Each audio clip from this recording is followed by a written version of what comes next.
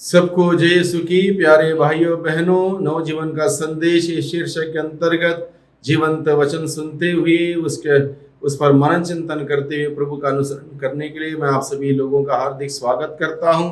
आज जुलाई की 29 तारीख है, शनिवार है, और आज के दिन में प्रभु हम सबों के सामने मार्ता और मरियम, इन दोनों बहनों का जीवन के उदाहरण के द्वारा हम सबों को शिक्षित करना चाहता है।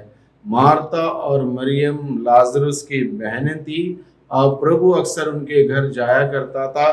तो एक दिन ईसा यात्रा करते करते गांव आए और मार्ता नामक महिला ने अपने यहाँ उनका स्वागत किया। मार्ता ने यीशु का अपने घर में स्वागत किया। बाइबल अगर पढ़ेंगे, इस प्रसंग को पढ़ेंगे, यहाँ पर हम देखते हैं मार्ता ने ईसा का स्वागत किया। उसके बाद ईसा के लिए अनेक प्रकार के खाना पीना पकवान बनाने में वो व्यस्त रही, बिजी रही, जो कि प्रभु को उतना पसंद नहीं आया। प्रभु को क्या पसंद आया? मार्ता की बहन मरियम नाम की स्त्री प्रभु का स्वागत करने तो नहीं आई थी, लेकिन मार्ता ने स्वागत किए जाने पर जब प्रभु यीशु मसीह घर के अंदर आए, मरियम उनके चरणों में बैठी रही, ईश्वर का वचन सुनती रही, उस वचन के द्वारा आनंदित हो रही थी। और जब मार्ता ने देखा, मार्ता रसोई में, संभवतः रसोई में अनेक प्रकार के पकवान बनाने की सिलसिले में व्यस्त थी और परेशान भी हो रही थी। इस प्रकार से हम देखते हैं, सुसमाचार में इस बात का उल्लेख किया है। वो तुरंत बाहर आती है, देखती है कि मरियम आराम से प्रभु के चरणों में बैठकर प्रभु का वचन सुन रही है। तो प्रभु के पास आकर वो मार्ता क्या बोलती है? जो प्रभु के चरणों में बैठकर उनकी शिक्षा सुन रही थी मरियम, उसके लिए मार्ता क्या कहती? परंतु मार्ता सेवा सत्कार के अनेक कार्यों में व्यस्त थी। उसने पास आकर कहा, प्रभु क्या आप यह ठीक समझते हैं कि मेरी बहन ने सेवा सत्कार का पूरा भार मुझ पर ही छोड़ दिया है? अब उससे कहिए कि वह मेरी सहायता करें। अब उससे कहिए कि वो मेरी सहायता करें। सारा भार सेवा सत्कार का मुझ पर ही छोड़ दिया और वो आराम से बैठी है। आप उसको ठीक समझते हैं? मार्ता थोड़ा इरिटेट हो जाती है, गुस्सा हो जाती है प्रभु के सामने, इस अपने गुस्से को व्यक्त करते अपने बहन के प्रति। देखो यहाँ बैठी हुई है चुपचाप और मैं सारा काम कर रही हूँ, इसको कहिए कि मेरी मदद करे। वो स्वयं कह सकते थे, बहन थोड़ी हेल्प करो, नहीं कह सकते, लेकिन यहाँ पर वो शिकायत करती है। तो प्रभु को ये बात भी अच्छी नहीं लगी कि मार्ता ने बहुत कुछ अच्छा किया, स्वागत किया, प्रभु के लिए सेवा कर रही थी और प्रभु के लिए कार्य कर रही थी, उसके बीच में शिकायत करते अपने बहन की। ये भी प्रभु को अच्छा नहीं लगा संभवतः शिकायत करना। इसलिए प्रभु ने मार्ता से क्या कहा? तो प्रभु ने उसे उत्तर दिया, मार्ता मार्ता, तुम बहुत सी बातों के विषय में चिंतित और व्यस्त हो।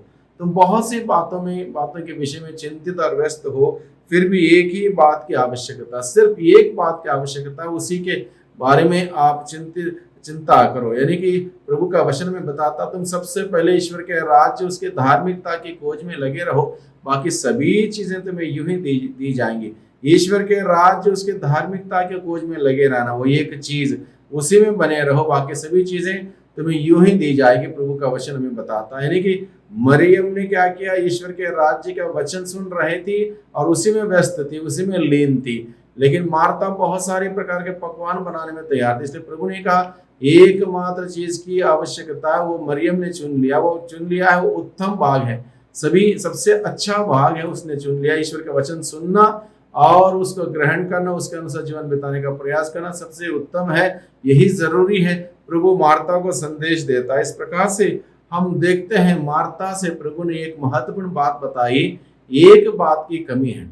और यही बात हम लोग बाइबल में धनी युवक के साथ प्रभु ने कहा, तुम में एक बात की कमी है, एक बात की कमी है, यहाँ पर एक बात की जरूरत है। प्रभु ने कहा, इस एक बात क्या है? एक बात हो सकता है ईश्वरीय अनुभव, एक बात हो सकता है ईश्वरीय ज्ञान, एक बात हो सकती है ईश्वर के सानिध्य में, अनुभव के साथ ईश्वर के सानिध्य में रहने की बात। इसलिए प्रभु चाहता है वो एक बात, ईश्वरीय अनुभव होगा सब कुछ हम कर पाएंगे, ईश्वरीय ज्ञान होगा सब कुछ कर पाएंगे। इसलिए प्रभु चाहता है कि वो ईश्वरीय ज्ञान व अनुभव हमारे पास हमेशा हो। अगर ऐसा होगा तो हमारा जीवन बेहतरीन होगा, सुंदर होगा, अच्छा होगा। इसलिए मार्ता मरियम के जीवन के उदाहरण के द्वारा आज के दिन हम लोग सीखने का प्रयास करें। ये पर्याप्त नहीं है यीशु को अपने जीवन में स्वागत करना। बपतिस्मा संस्कार के द्वारा हमने स्वागत किया, हो सकता है परम प्रसाद ग्रहण करते हुए, पहली बार परम प्रसाद ग्रहण करते हुए प्रभु को अपने जीवन में स्वागत किया, और उसके बाद हमारे पास चर्च जाने के लिए टाइम नहीं है, प्रार्थना में जाने के लिए टाइम नहीं है, मिस्सा के लिए जाने के लिए टाइम नहीं है, आलस्यपन है, दुनिया भर जाएंगे आएंगे, प्रभु के लिए कोई टाइम नहीं, यानी कि हम व्यस्त हैं, दुनिया भर के काम काज में, उधर इधर उसमें इसमें उलझन में है, व्यस्त है। प्रभु कहता है इन सभी बातों की जरूरत नहीं है। जरूरत यह है ईश्वर के राज्य, उसकी धार्मिकता की खोज में लगे रहना बहुत ही आवश्यक है, बहुत ही जरूरी है, और यही हमें स्वर्ग ले जाएगा। स्वर्ग ले जाने वाली बात हम सबों के लिए बहुत ही आवश्यक और बहुत ही जरूरी है।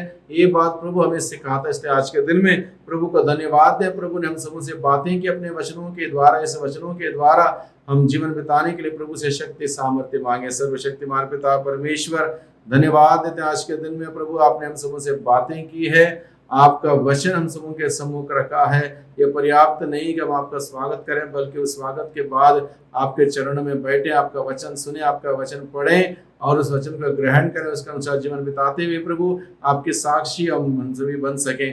प्यारे प्रभु जी, हमें शक्ति सामर्थ्य प्रदान कर, हमें हमारी अगुवाई कर अपने आत्मा के द्वारा, जिससे कि प्रभु जो कुछ भी पवित्र आत्मा हमारी अगुवाई करता है उसके अनुसार जीवन बिताते हुए प्रभु के नजदीक हम सभी बने रह सकें। दुआ करते हैं उद्धारकर्ता यीशु मसीह के नाम से, आमीन।